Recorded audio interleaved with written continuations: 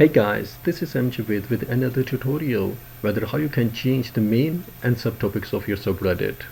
Well, we know that Reddit is organized into subreddits, which are individual communities focused on specific topics or interests.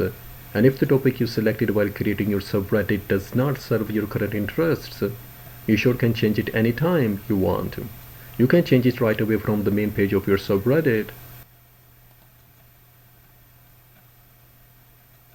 or you can go to General Settings under More Tools.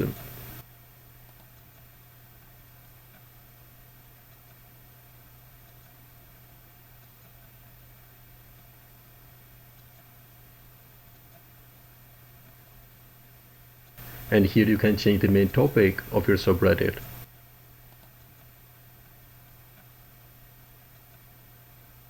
And to change the subtopics, just click on this field and choose the one of your choice.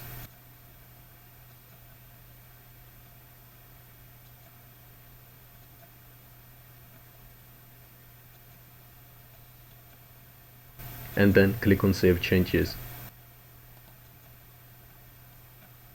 Then go to the main page of your subreddit